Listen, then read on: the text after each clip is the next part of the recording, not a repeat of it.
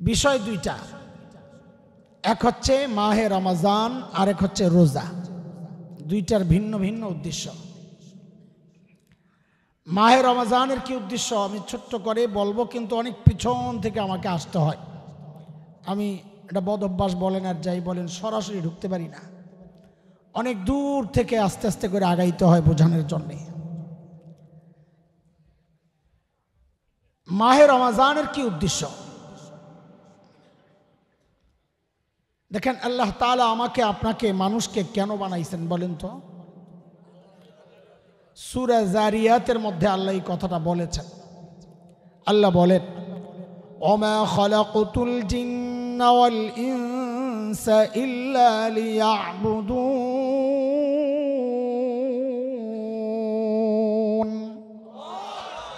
আমি জিন এবং মানুষকে সৃষ্টি করেছি আমার ইবাদতের জন্য। আচ্ছা, ইবাদত করার জন্য আল্লাহ মানুষকে দুনিয়ায় পাঠাইছেন। ইবাদত তো চলতেছিল, ফেরেশতারা ইবাদত করতেছিলেন না? কথা বলেন তো, ইবাদত তো চলতেছিল। সেজন্যই তো ফেরেশতারা আল্লাহ যখন বান্দা সৃষ্টি করার সিদ্ধান্ত জানালেন, তো ফেরেশতারা কিন্তু এই কথাগুলো জিজ্ঞেস করছে। আল্লাহ ইবাদত তো আমরা করছি। সূরা বাকারায় আল্লাহ বলেন, وَإِذْ قَالَ رَبُّكَ لِلْمَلَائِكَةِ إِنِّي جَاعِلٌ فِي الْأَرْضِ خَلِيفَةً قَالُوا أَتَجْعَلُ فِيهَا مَن يُفْسِدُ فِيهَا وَيَسْفِكُ الدِّمَاءَ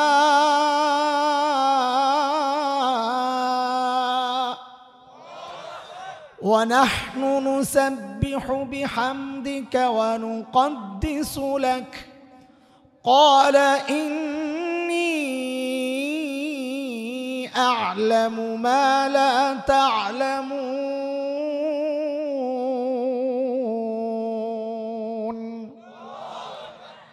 আল্লাহ যখন বললেন জমিনে আমি আমার প্রতিনিধি পাঠাবো যারা আমার গোলামি করবে, আমার হুকুম মতো চলবে, আমার বিধান কায়েম করবে, তো ফেরেশতারা আল্লাহকে বলেছেন, এটা আপত্তি না, অভিযোগ না, জানতে চাওয়া।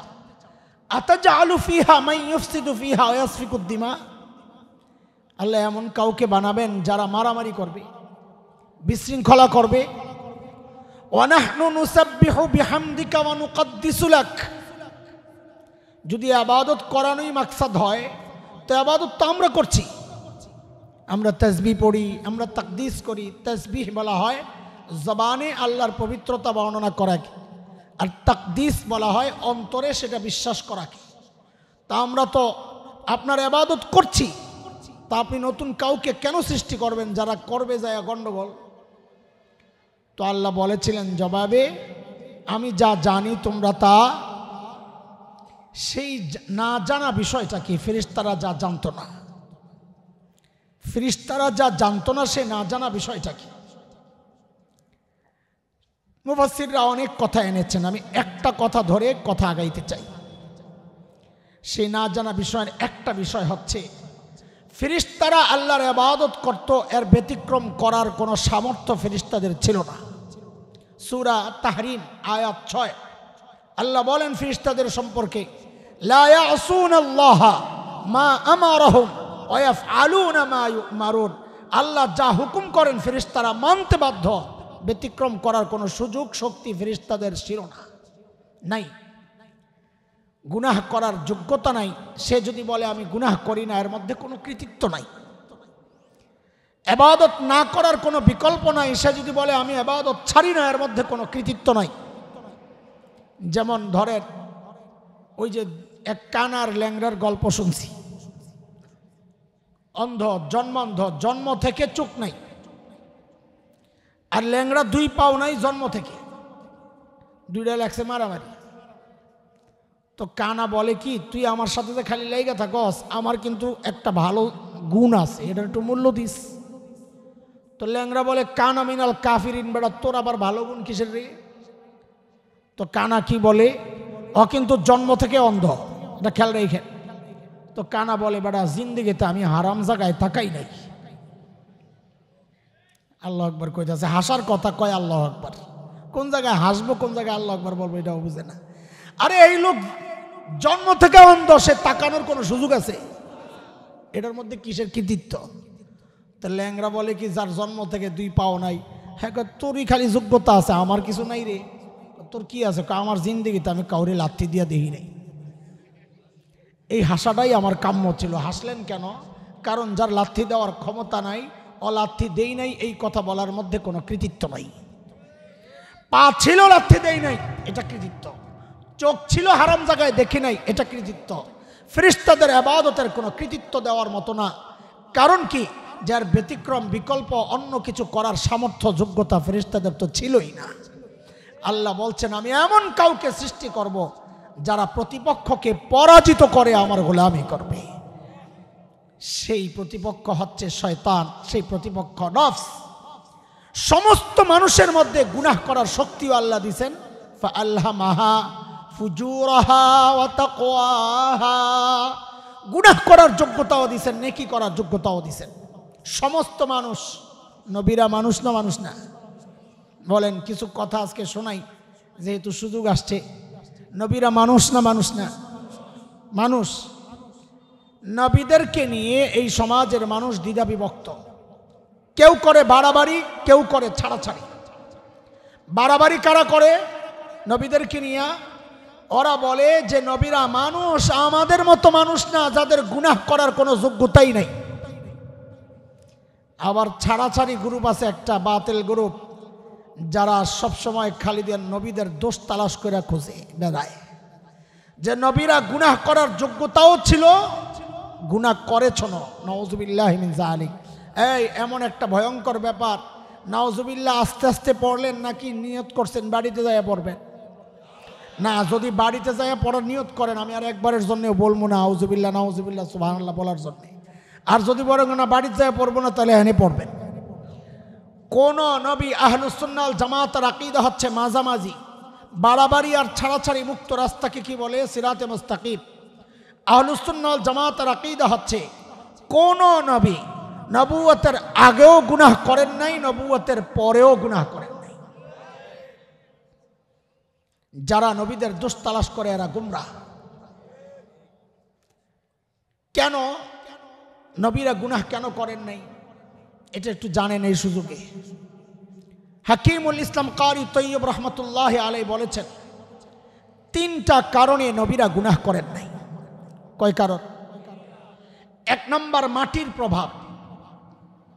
নবীদেরকে আল্লাহ তাআলা যে মাটি দিয়ে বানাইছেন, সেখানে জান্নাতের মাটির ভাগ ছিল বেশি, সেজন্য মাটির প্রভাব, গুনাহ করার ইচ্ছা দুর্বল, নিয়ন্ত্রণ করা যায়।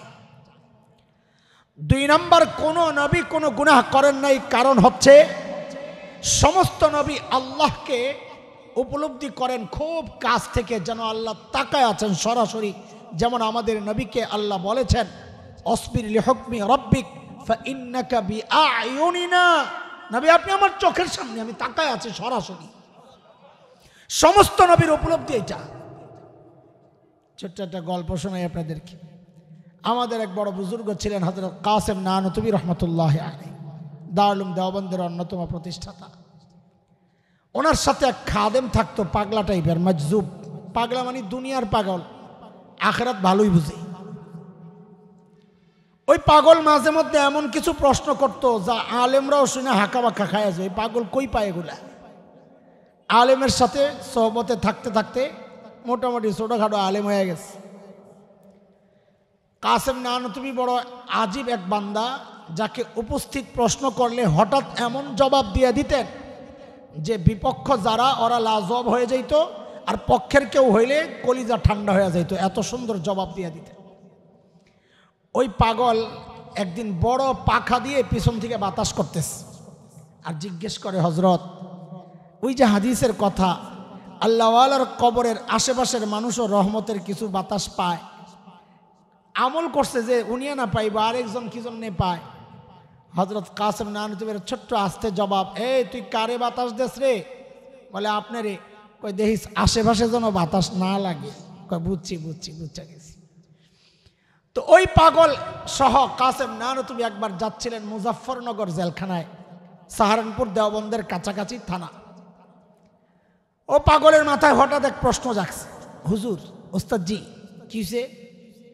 আচ্ছা, আল্লাহওয়ালারা যখন কোনো ভবিষ্যৎবাণী করে কখনো ঠিক হয় কখনো ভুল হয়, নবীরা যখন কোনো ভবিষ্যৎবাণী করেন তো দেখি সব সময় ঠিক হয় কখনো ভুল হয় না, পার্থক্যের কারণটা কি? এখন হযরত যদি কোরআন হাদিস দিয়া তারে বুঝাইয়া দেন তো বুঝবে না, ওরে বুঝাইতে ওইভাবেই এমন একটা ভাব নিছেন কাসেম না তুমি জানো তার প্রশ্নের কোনো পাত্তা দিচ্ছেন না। হঠাৎ জিজ্ঞেস করছেন, এই জেলখানার গেট কত দূর আছে রে? তো ছিল দূরে অনেক। বলে কত? 1000-1500 মিটার হইব। কোনটা? নিশ্চিত করে বলতে পারতেছি না। আচ্ছা, যেই জেলখানায় ঢুকবে 1 হাত বাকি। এখন কত দূর আছে রে জেলখানার গেট? 1 হাত। কনা কম, কনা কম না, কনা বেশি, কনা বেশি না। এত নিশ্চিত কেমনি হইলি? কাছের থেকে বলছি যে। তো বলেন নবীরা যখন কোনো ভবিষ্যৎবাণী করে পুরাপুরি ঠিক হয় কেন? তারা আল্লাহর সাথে সম্পর্কটা খুব কাছের, একদম কাছ থেকে দেখে দেখে যেন বলতেছেন। সেই তুলনায় আল্লাহ ওয়ালাদের সম্পর্ক একটু দূর থেকে বলে কখনো ঠিক হয় কখনো ভুল হয়। নবীরা গুনাহ না করার এটা আরেকটা কারণ, আল্লাহকে নবীরা উপলব্ধি করেন খুব কাছে, সবসময় একটা আতঙ্কে আর ডরে থাকেন কখন কি হয়ে যায়। এই ভয়ের কারণে নবীরা কোনো নবী নবুয়তের আগেও গুনাহ করেন নাই, নবুয়তের পরেও গুনাহ করেন নাই। 3 নম্বর কারণ, কোন নবী কোনো গুনাহ না করার কারণ হচ্ছে আল্লাহ নিজে বাঁচাইয়া দিয়েছেন। আল্লাহ, যেমন আপনাদেরকে একটা উদাহরণ শোনাই, সূরা ইউসুফ আয়াত 24 আল্লাহ বলেন, ওয়ালাকাদ হাম্মাত বিহি ওয়া হাম্মা বিহা লাউলা আর রাআ বুরহানা রাব্বিহি কাযালিকা লিনাসরিফা আনহু السوء والفحشاء ইন্নাহু মিন ইবাদিনাল মুখলাসীন।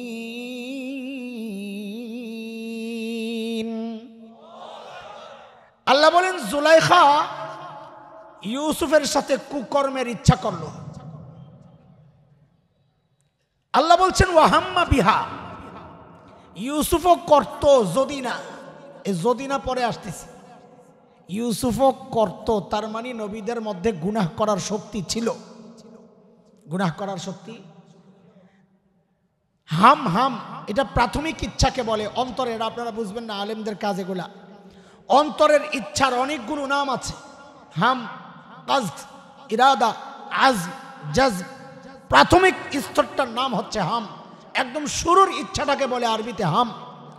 বলে ওই প্রাথমিক ইচ্ছাটাও ইউসুফের হইতো যদি না আল্লাহর পক্ষ থেকে কোনো দলিল তার সামনে প্রকাশ না পেত। সেটা কি? কোন মুফাসসির বলেছেন, ছাদের মধ্যে হযরত ইয়াকুব আলাইহিস সালামের ছবি ভেসে উঠছে। হযরত ইয়াকুব আলাইহিস সালাম নিজের দাঁতের মধ্যে আঙ্গুল চাপ দিয়া এরকম বলতেছিলেন, ওইটা দেখে ইউসুফ আলাইহিস সালামের ভিতরের ওই প্রাথমিক ইচ্ছাটাও দূর হয়ে গেছে। আচ্ছা, এই যে কাজটা করাইছেন, আল্লাহ বলতেছেন কি এটা ইউসুফ নিজের ইচ্ছায় বাঁচে নাই, এই গুনাহ থেকে কাযালিকা লিনাসরিফা আনহু সুআ ওয়াল ফাহশা, এই অন্যায় অশ্লীল কাজ থেকে আমি নিজে ইউসুফকে বাঁচাইয়া দিছি। তাহলে নবীরা গুনাহ না করার আরেকটা কারণ হচ্ছে বাঁচাইছেন কে? যেই সমস্ত বুজুর্গরা নবীদের দোষ তালাশ করে খালি, যেমন এক বুজুর্গ বলেছেন, হযরতে মূসা আলাইহিস সালাম দাওয়াতের কাজ ছাড়িয়া দিয়া গেছেন তুর পাহাড়ে, এই ফাঁকে উম্মত গেছে গোমরা হইয়া, তিনি দাওয়াতের কাজে অবহেলা করছেন, নাউযুবিল্লাহি মিন যালিক। উম্মতের আলেমরা যখন এই সমস্ত বক্তব্যের প্রতিবাদ করে তো তাদের কাছে কিছু দলিল আছে, দলিল। এই দলিলগুলা পেশ করতে চায়। এই দলিলগুলা একেবারে হালকা দলিল, একেবারে হালকা দলিল। যেমন একটা দলিল পেশ করে, হযরত আদম আলাইহিস সালাম নিষিদ্ধ ফল খাইছিলেন কিনা। আকীদার ব্যাপার শোনাইতেছি, এই শেষ রাতে আকীদা ভাল লাগে না আমি বুঝি, কিন্তু আমার মূল কথা ঢুকতে হলে এগুলা পার হইয়া যাইতে হইব, নাহলে যাইতে রুম না। আর এর মধ্যে যদি ভাই আইসা যায় তাহলে আত্ম করে দেবো, মানে ওনারে লাগাই দেবো যে রমজানের কিছু কথা, তা আমারটার লাগে জোড়া লাগাম, ঠিক আছে না? সেই পর্যন্ত চলতে থাকি, খেয়াল করে। হযরত আদম আলাইহিস সালাম নিষিদ্ধ ফল খেয়েছিলেন কিনা? কথা কন না। এই তো আল্লাহ বলছেন ওয়াসা আদম রাব্বাহ, আদম আল্লাহর হুকুম অমান্য করছে। আল্লাহ কইতেছে আদম আল্লাহর হুকুম অমান্য করছে, আর আমরা দোষী কইলে তোমরা আমার বিরুদ্ধে এত লাগো কেন, আমগরে গোমরা কও কেন? আল্লাহর বান্দারে কে বুঝাবে আল্লাহর হুকুম অমান্য করলেই গুনাহ হয় না? বুঝে আল্লাহর হুকুম অমান্য করলে কি হয় না? ওইটা আবার কেমন কথা কয় মৌলবী? হ্যাঁ, রমজানে রোজা রেখে খাওয়া জায়েজ না হারাম? কেউ যদি ভুলে খায় গুনাহ হইবনি। আর জায়েজ কইস না, গুনাহ হইবনি, রোজা ভাঙবনি, আল্লাহর হুকুম অমান্য হয়েছিনি। তো আল্লাহর হুকুম অমান্য হয়েছে কিন্তু গুনাহ হয় নাই কেন? অনিচ্ছায় করছে, ভুলবশত করছে। আদম আলাইহিস সালাম তিনিও যে ফল খাইছেন সেটা ভুলে খাইছেন। বলে ভুলে খাইছেন আপনি বুঝলেন কেমনে? আপনি আদমের কলবের মধ্যে ঢুকছিলেন? বলে আমি ঢুকি নাই। আপনি ঢুইকা দেখছিলেন যে ইচ্ছা করে করছে? আপনিও ঢুকেন নাই, আমিও ঢুকি নাই। কলবের হালত জানেন কে? সেই আল্লাহ বলতেছেন ফানাসিয়া আদম ওয়ালাম নাজিদ লাহু আজমা।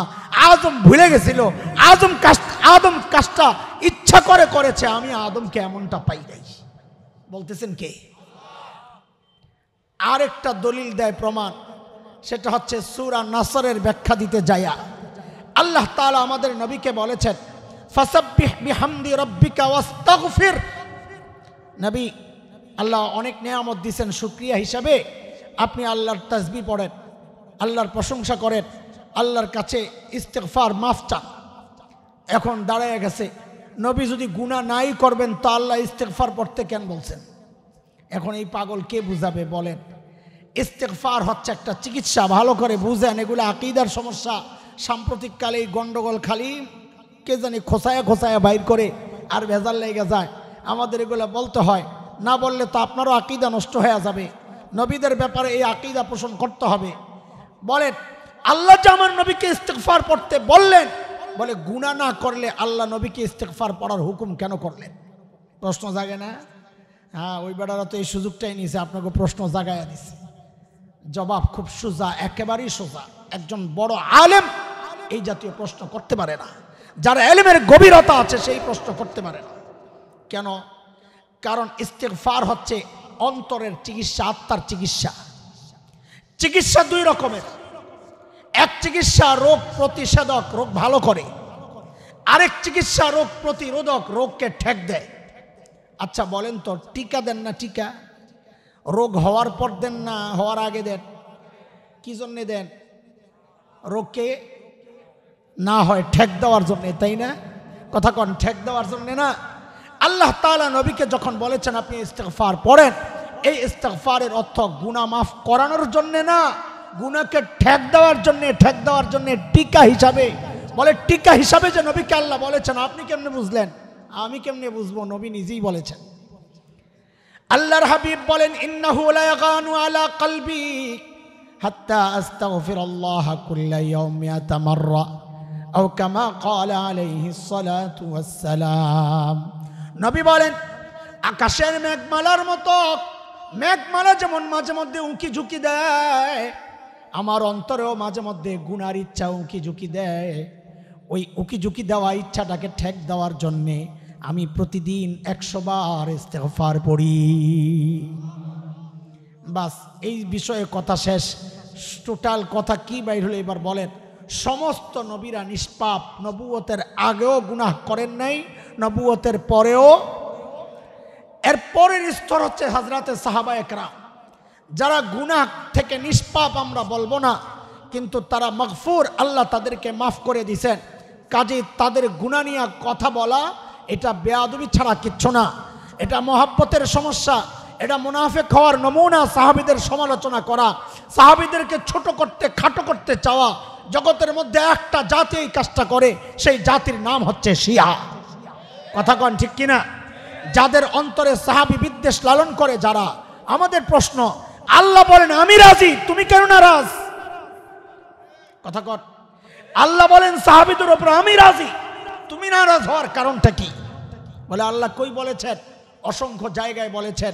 সূরা তাওবার 100 নম্বর আয়াতে পড়ে দেখেন, আল্লাহ বলেন রাদিয়াল্লাহু আনহুম ওয়া রাদু আন। এই মাওলানারা আছেন 2-4 জন, আপনারা এগুলো বুঝবেন না। আল্লাহ কয়জন সাহাবীর উপর রাজি খুশি? অল্প কিছু না সব? জোরে কন, সবাই কন। কেমনে বুঝলেন সব? এটা আপনারা বুঝবেন না, এটা মৌলবীরা বুঝবে। মৌলবী মানে ছোট যারা, বড়রা তো পড়ায় এগুলা। আনহুম রাদিয়াল্লাহু আনহুম, আমার বাচ্চা যারা শরমিয়াতে আমেল পড়ারা জানে আন আর মিনের পার্থক্য। আন লিল ইস্তেগরাক, কিরে পোলাবান আসেনি শরমিয়াতে আমেলের ছাত্র। আন লিল ইস্তেগরাক, মিন লিত তাবিঈস।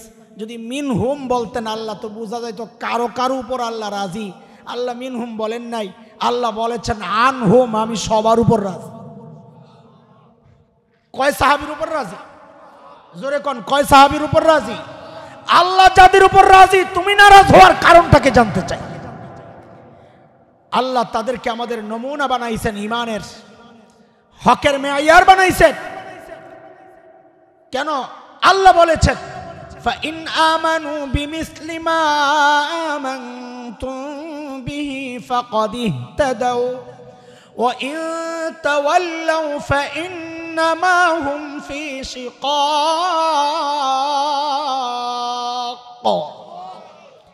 ইমানকে আল্লাহ কাদের ইমানের সাথে মিলাইতে বলছে? কথা বলেন, কাদের? সাহাবীদের। কাজী সাহাবীরা আমাদের ইমানের মেয়ার, সাহাবীরা আমাদের আমলের মেয়ার, হকের মেয়ার সাহাবীরা। যদি কেউ ভুল করছে, আমরা তো বলছি মেয়ারে হক, আমরা তো বলি নাই মেয়ার জুনুব, অপরাধেরও মেয়ার। এটা বলছি নাকি কেউ? ও মৌলানার কথা কর, কেউ বলছে নাকি অপরাধের মেয়ার? আমরা কি বলতেছি? হকের মেয়ার। মেয়ারে হক মানে কি? হকের মেয়ার। ইমান হক, সাহাবীদের ইমান আমাদের ইমানের মেয়ার। নেক আমল হক, সাহাবীদের নেক আমল আমাদের নেক আমলের মেয়ার।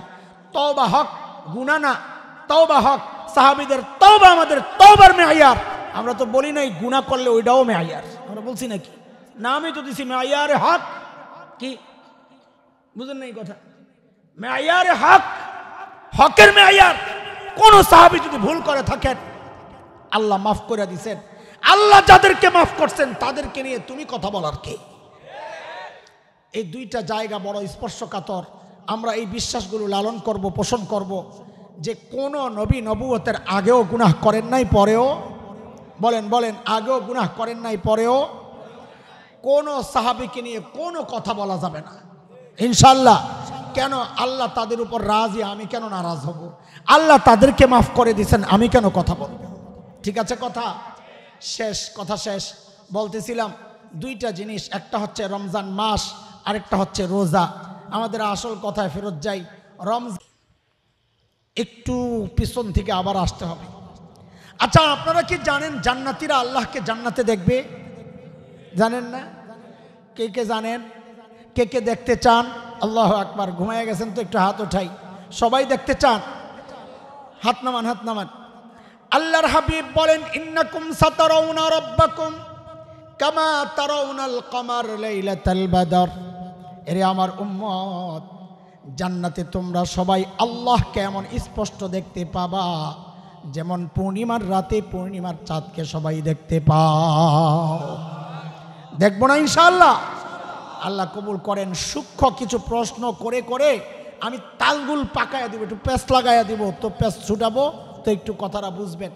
আমার পাশের যে ভাই বসা, এ মাওলানা মাহমুদ আমাদের ছোট ভাই, আবার হিসাবে ভাতিজা, ওর বাপও তো আমগো ভাই, ওর বাপেও ভাই, ও ভাই। মরার আগে ও ছিল ভাতিজা, ওর বাপ চলে যাওয়ার পর ও হয়ে গেছে ছোট ভাই। আপাত মস্তক দেখতে তো বোঝা যায় মানুষটা জান্নাতি। আমার কাছে তো এত তেল নাই, আমি তেল দিয়ে ডাইরেক্ট কয়ে এলাম তিনি জান্নাতি মানুষ। বুঝেন না এই কথা? পোলাবেন অনেক দূরে যাই, পোলাবেন টেরও পায় না। আমার কাছে অত তেল নাই যে তেল মাইখা কাউরে জান্নাতি বানায় দেব, অত তেল নাই। কারণ বেশি তেল ব্যবহার হলে প্রুত করে কথা বাইরে হয়ে যায়। আমার কাছে অত তেল নাই রে ভাই, আমি গরিব মানুষ। আপাত মস্তক দেখা বাহ্যিকভাবে মনে হয়, আমরা আশা করি মানুষটা কি, আমরা আশা করতে পারি, প্রত্যাশা করতে পারি, দোয়া করতে পারি, গ্যারান্টি দিতে পারি না। কথা ঠিক কিনা? আচ্ছা, জান্নাতে যে আল্লাহকে দেখবে, এই হুবহু এই মাহমুদ দেখবে না আরেকজন? আমল করছে একজন, দেখবে আরেকজন। তোরে মুরগি বানায় দেবো ভুল টুল কথা কইলে। কে দেখবে? আরে জান্নাতের নিয়ামত ভোগ করবে কে? এই মানুষই না আরেকজন? জোরে কন, আরো জোরে কন। আমি প্রশ্ন করবো আর পেস্ট লাগাইতে থাকবো, দেখেন একটা একটা খালি পেস্ট লাগাই দিয়ে আউলা জৌলা লাগাই দেবো কাহিনী। এই মানুষই যদি জান্নাতে আল্লাহকে দেখে, এই মানুষ সম্পর্কে আল্লাহ তাআলা দুনিয়ায় বলতেছেন লা তুদরিকুহুল আবসার, আমারে কেউ দেখতে পারবে না। যেই মানুষটা দুনিয়ায় দেখতে পারলো না, সেই মানুষটা জান্নাতে কি করে দেখবে? লাগছে নি পেস? জবাবটা দিয়া আবার পেস লাগাম, কারণ আসল জবাব পেছনে। কারণ হচ্ছে আল্লাহ এই মানুষটার, এই হুবহু মানুষটার চোখটাকে জান্নাতে এত পাওয়ারওয়ালা চোখ বানায় দিবেন, যে পাওয়ারওয়ালা চোখ দিয়া আল্লাহকে দেখার মতো শক্তি পাওয়া যাবে সে। কেন এত পাওয়ারওয়ালা চোখ কেন দিবেন? কারণ জান্নাতের নিয়ামত ভোগ করতে হবে অনন্তকাল। ওই যে গেছে ভাই, অনন্ত ভাই, অনন্তকাল। জান্নাতের নিয়ামত কি? আবার জান্নাত থেকে বাইর হওয়ার কোনো রাস্তা আছে নাকি? অনন্তকালের নিয়ামত ভোগ করার জন্য ওই রকম শক্তিশালী পাওয়ারফুল শরীর দরকার। এই দুনিয়ার শরীর দিলে 100 বছর পরে যাইব পৌঁছা, বাকি দিন ভোগ করবো কেডা? এই জন্য আল্লাহ জান্নাতে এই শরীরটাকে এমন বানিয়ে দিবেন যে জিন্দেগি তার নষ্ট হওয়ার, মরার আর পচন ধরার কোনো সম্ভাবনা নাই। সেই শক্তিশালী শরীরের চোখ দিয়ে আল্লাহকে দেখার ক্ষমতা রাখবে। কথা শেষ হয় নাই, পেছ আরেকটা লাগাই দিছি। সেই চোখটা আল্লাহ দুনিয়ায় কেন দিলেন না? যাতে আমরা দুনিয়ায় যারা জান্নাতে যাব ইনশাআল্লাহ, তারাও একটু দেখে লইতাম আল্লাহর দুনিয়ার থেকে, একবারে দিয়ে দিত সাবাস। এত পাল্টাপাল্টির দরকার আছিল কি?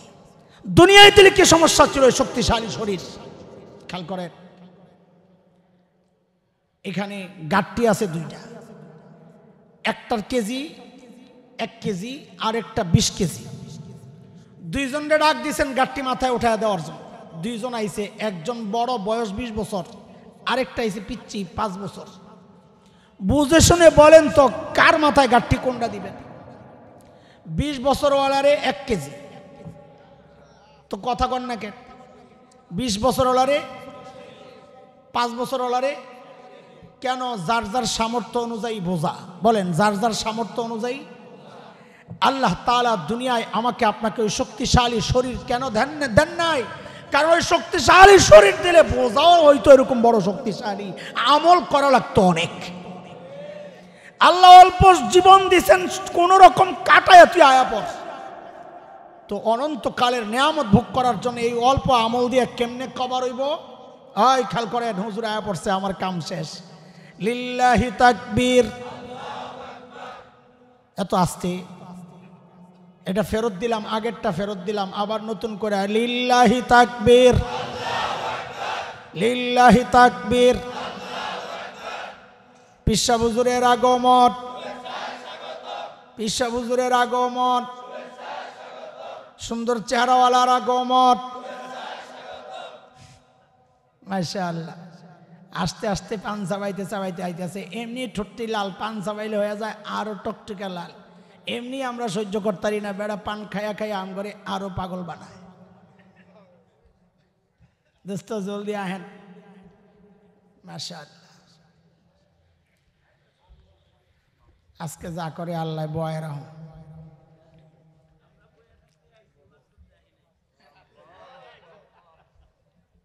আল্লাহ, আপনি বলে গত বছর 1টার সময় আইছেন, আমি রিপোর্ট লইছি, আজকে 5 মিনিট আগে আয় পড়ছেন। 2:30টায়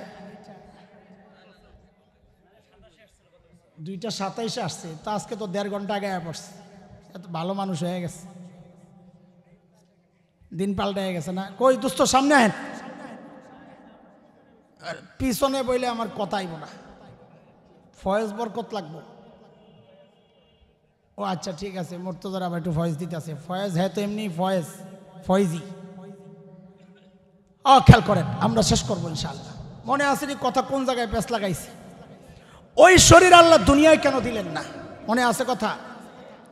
দুনিয়ায় দিলে আমলও দেওয়া লাগতো, আমলও করা লাগতো অনেক।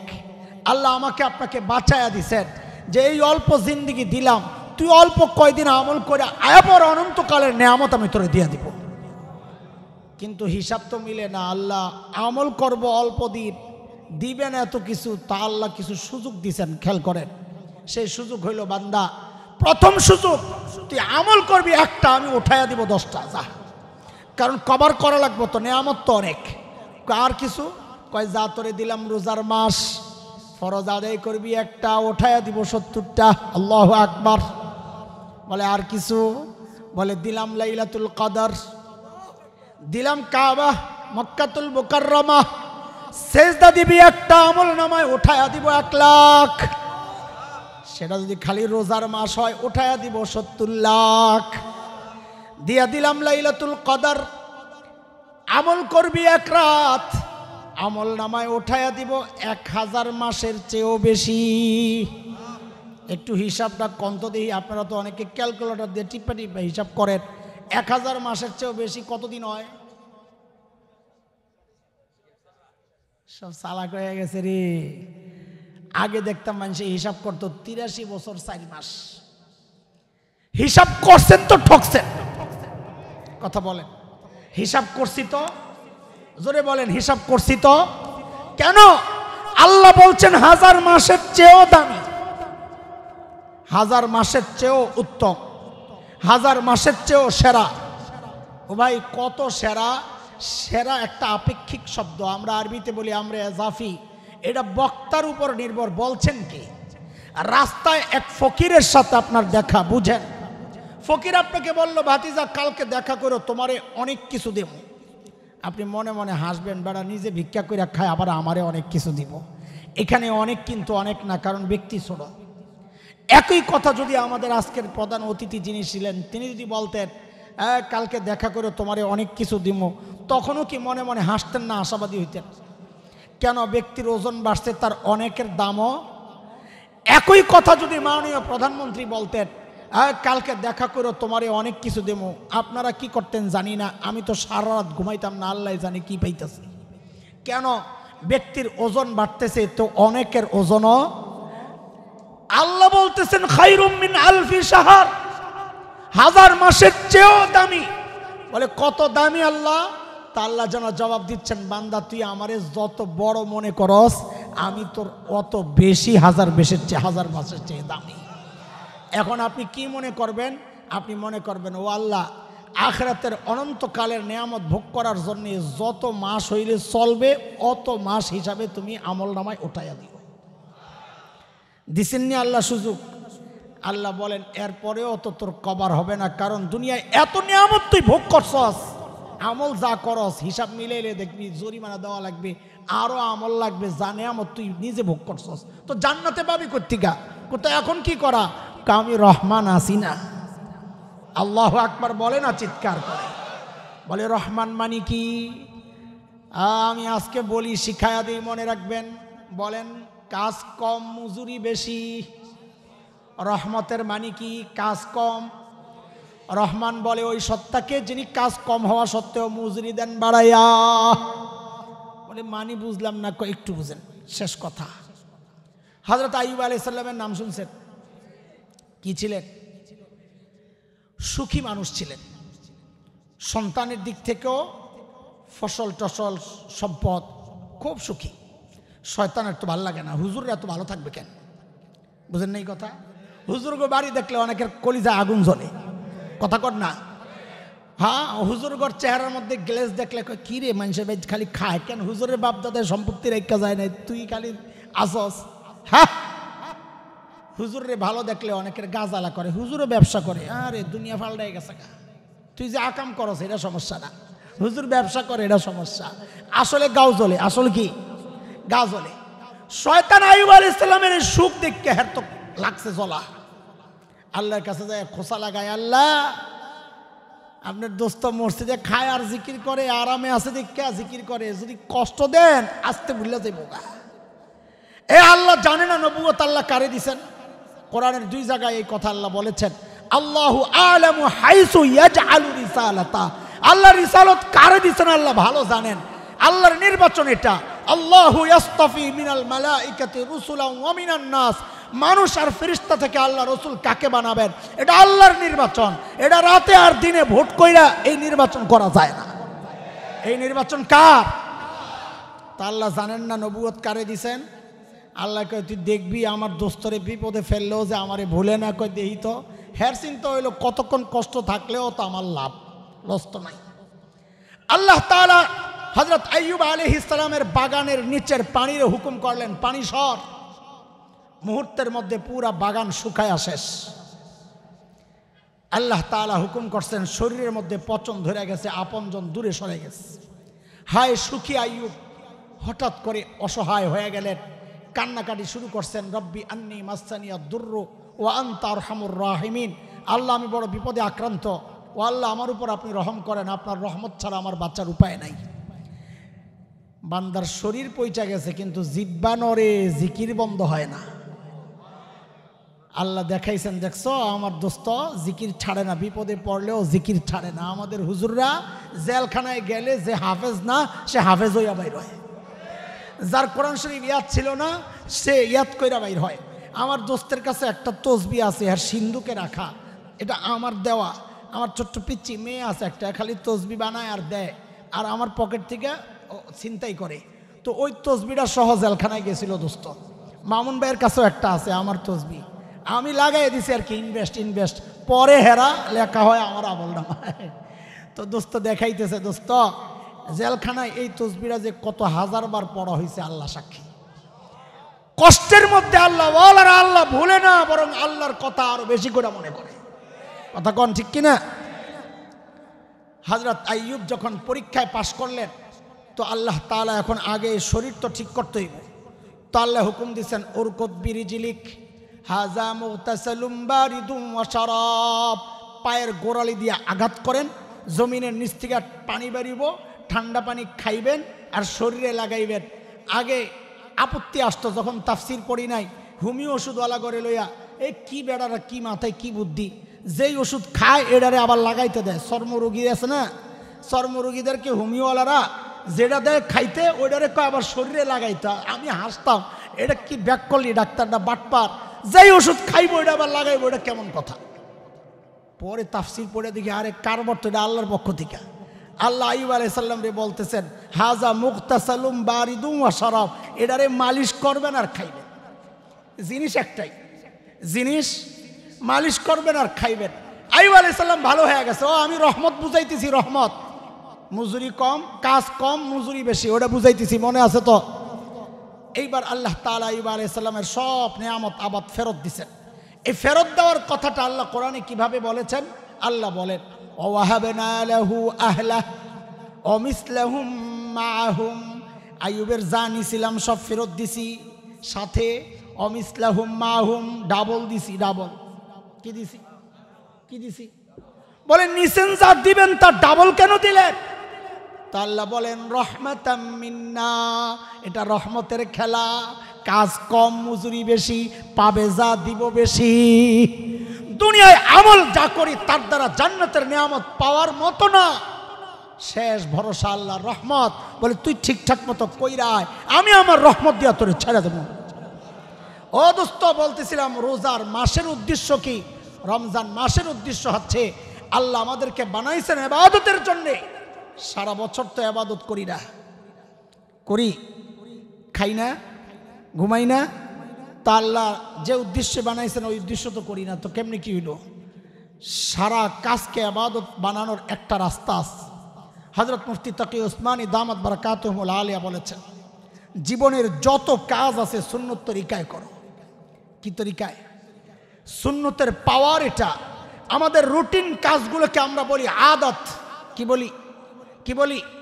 আদত। বলে সমস্ত রুটিন কাজকে সুন্নত তরিকায় করো। বলে কেন? বলে এটা সুন্নতের পাওয়ার। সুন্নত আদতকে ইবাদত বানায় দেয়। সুন্নত আদতকে পানি খাওয়া এটা রুটিন কাজ, সুন্নত তরিকায় খান, পানি খাওয়া হয়ে যাবে ইবাদত। ঘুমানো রুটিন কাজ, সুন্নত তরিকায় ঘুমান, ঘুমানো হয়ে যাবে ইবাদত। খাওয়া রুটিন কাজ, সুন্নত তরিকায় খান, খাওয়া হয়ে যাবে ইবাদত। সব কিছু ইবাদত করতে হইলে ওই সাধারণ কাজগুলোরে সুন্নত দিয়া সাজায়া দেন, এটা সুন্নতের পাওয়ার। সুন্নত আদতকে ইবাদত বানায়া দেয়। সারা বছর তো এইভাবে ফাঁকি ফুকি দিয়া চলছি, রমজান মাস আইসা আমাকে যেন ডাকছে আল্লাহ, ও বান্দা অন্তত একটা মাস আমার আসল উদ্দেশ্যের দিকে তুই ফেরত আয়। সারা বছর করেছস দুনিয়ার কাজ, কোন রকম জোরাতালি দিয়া বানাইছস ইবাদত, একটা মাস অন্তত ইবাদতের মাস তো বানা। মাস ইবাদতের মাস বানানোর পদ্ধতি কি? বলে সেটা হচ্ছে সাহাবায়ে কেরামের জীবন আচার, জীবনটাই হচ্ছে আমাদের আদর্শ। দেখেন, ছোট্ট এই উদাহরণটা দিয়েই আমি শেষ করতেছি। ছোটবেলায় আমরা লেখাপড়া করছি, একটু আধটু খেলাধুলাও তো করছি না? না করেন নাই? কথা কয় না। আমি স্বীকার করতেছি, হেরা আল্লাহওয়ালা বইয়া চুপচাপ বসে রয়েছে, আমি আসামি হয়ে গেলাম গা। জোরে কোন খেলছেন কিনা? লেখাপড়াও করছি। এখনকার বাচ্চারাও লেখাপড়া করে, খেলাধুলাও করে। তা আমাদের সাথে এখনকার বাচ্চাদের পার্থক্য কি? আমরা করতাম লেখাপড়া, ফাঁক পাইলে একটু খেলতাম। আর এখনকার বাচ্চারা চায় সারাদিন মোবাইল টিপবে, গেমস খেলবে, সারাদিন খেলবে, ফাঁক পাইলে একটু পড়বে। কথা ঠিক কিনা? ঠিক সাহাবায়ে কেরামের সাথে আমাদের পার্থক্য, মূল পয়েন্ট এটা। সাহাবায়ে কেরাম দুনিয়ার কাজ করেছেন, বকরি চড়ান নাই, ব্যবসা করেন নাই, করেছেন, আখিরাতের কাজও করেছেন। আমরাও দুনিয়ার কাজ করি, আখিরাতের কাজও করি। পার্থক্য কি? পার্থক্য হচ্ছে সাহাবায়ে কেরাম করতেন আখিরাতের কাজ, ফাঁকে ফাঁকে করতেন দুনিয়ার কাজ, আর আমরা করি দুনিয়ার কাজ, ফাঁকে ফাঁকে করি আখিরাতের কাজ। এই রমজান মাস উদ্দেশ্য যে আমরা যেন এই মাসে সারা বছরের মতো না কাটাই। সারা বছর কাটাইছি কি দুনিয়ার ফাঁকে ফাঁকে করছি আখিরাতের কাজ, এই মাসে আখিরাতের কাজের ফাঁকে ফাঁকে করব দুনিয়ার কাজ ইনশাআল্লাহ। বলেন ইনশাআল্লাহ, বলেন ইনশাআল্লাহ। এর জন্য আমাদের দুইটা কাজ করা লাগবে, দুইটা কাজ। রোজার উদ্দেশ্য আর ঢুকবো না আমি, এটা যদি আমার সুযোগ থাকে আমার দোস্ত বলবেন। আমি রমজান মাসের উদ্দেশ্য বললাম, কাজ দুইটা। একটা রুটিন বানান দোস্ত।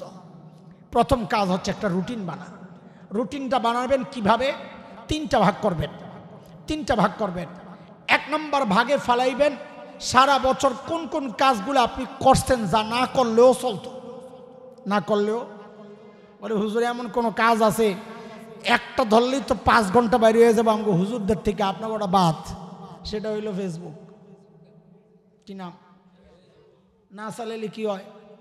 আজ পর্যন্ত কোনো ডাক্তার বলছেনি ফেসবুক না চালাইলে টয়লেট ক্লিয়ার হবে না, ঘুম ঠিক মতো হবে না।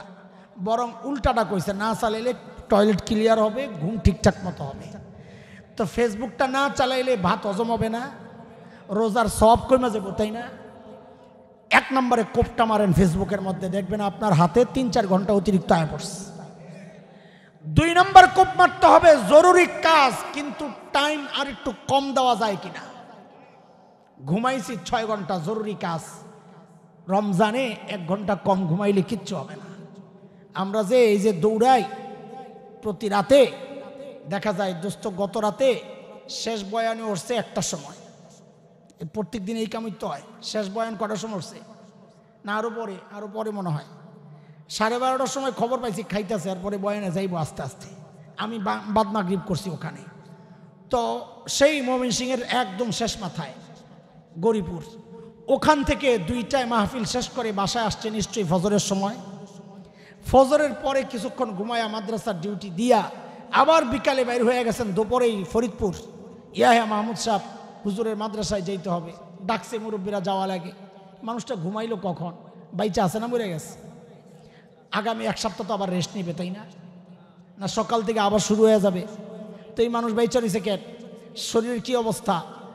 মানুষ চাইলেই বাসে। এই 1-2 ঘন্টা কম ঘুমায়া মানুষ মারা যায় না। রমজানটা অন্তত এইভাবে কাটাই। আমি 6 ঘন্টা ঘুম না, আমি 5 ঘন্টায় নামায় আনি, ওখান থেকে 1 ঘন্টা বাইর করেন। ফেসবুকের 1 ঘন্টা, 4 ঘন্টা অতিরিক্ত ঘুম থেকে 1 ঘন্টা, এইভাবে চারদিক থেকে এই পাতলা পাতলা জিনিসগুলো বাইর করলে দেখবেন শুধু তিলাওয়াত আর তাসবির জন্যে আপনি 5-6 ঘন্টা কমপক্ষে অতিরিক্ত বাইর হয়ে যাবে। বলে ওইটারে আপনি তিলাওয়াতের জন্য টাইম ফিক্স করেন, ইনশাআল্লাহ রমজান ভালো কাটবে ইনশাআল্লাহ তাআলা। 1 নম্বর ডিউটিটা রুটিন বানাবো ইনশাআল্লাহ। যুবকরা কথা কও, বানাবা ইনশাআল্লাহ। ওয়াদা দাও, ওয়াদা দাও, ওয়াদা দাও ইনশাআল্লাহ। ইনশাআল্লাহ ফেসবুকটা ফালাইতে পারবো তো ইনশাআল্লাহ। যে যে পারবো সে হাত উঠায়া রাখি, আর যে পারবো না নামায়া রাই। ফেসবুক ছাড়তে পারবো না যারা, হাত নামায়া লাই। রমজানে ফেসবুক চালাবো না ইনশাআল্লাহ। কি হবে? না চালাইলে কি হবে? আপনি হাত ওঠান নাই কেন? আমি বুঝছি আপনি ফেসবুক চালান না, আমি বুঝছি। আপনি কি মনে করছেন মিয়া, আমরা ছাত্র পড়াই না? আপনি হাত ওঠান না দেখে আমি বুঝছি না, এই সাহস সামনে বইয়া করতো না বেড়ায়। আমরা চালাবো না ইনশাআল্লাহ। বলেন ইনশাআল্লাহ। হাত নাড়া দেখান ইনশাআল্লাহ। দোস্ত দেখান, দেখান ইনশাআল্লাহ। আল্লাহ কবুল করেন। ফেসবুকের জায়গায় কোরআন ঢুকান, ও ভাই ঢুকান। সারা বছর এই ফেসবুক আমার তিলাওয়াত খাইছে, আমার জিকির খাইছে, আমার আখলাক চরিত্র খাইছে, আমারে দিয়া গীবতের পসরা ছাড়াইছে। এই ফেসবুক আমার মুরব্বীকে উলঙ্গ করেছে, এই ফেসবুক আমাদের মার্কাজি প্রতিষ্ঠানগুলোরে ধ্বংস করেছে। অস্বীকার করতে পারবেন না। আল্লাহর রাস্তে এই গজবটারে রমজান মাসে ঘর থেকে তাড়া পারবো তো ইনশাআল্লাহ। আল্লাহ কবুল করেন। 2 নাম্বার, একটা মাস গুনাহমুক্ত কাটাবো ইনশাআল্লাহ। বলেন ইনশাআল্লাহ। চোখ কান জবান এই 3টারে ঠিক করেন, বাকিগুলা ঠিক হয়ে যাবে। বলেন চোখ কান, গীবত করব না, মিথ্যা বলবো না, অশ্লীল কথা বলবো না, এটা দিয়ে শুনবো না, হারাম জায়গায় তাকাবো না ইনশাআল্লাহ। ইনশাআল্লাহ তাইলে দেখবেন জীবনের শ্রেষ্ঠ রমজান আপনি কাটাইতেছেন ইনশাআল্লাহ। আল্লাহ কবুল করেন। আল্লাহ তাআলা আমাদের রমজানকে সাহাবাওয়ালা রমজান বানায়া দেন। আমরা রমজানে নতুন এক জীবন যেন শুরু করতে পারি। অতীতের সব অন্যায় যত ভুল গুনাহ আছে সবগুলারে মুইসা নতুন এক জিন্দেগি যেন এই রমজান থেকে আমরা শুরু করতে পারি। আল্লাহ তৌফিক দান করেন, আমিন। ওয়া আখিরু দাওয়ানা আলহামদুলিল্লাহি রাব্বিল আলামিন। আসসালামু আলাইকুম ওয়া রাহমাতুল্লাহি ওয়া বারাকাতুহু।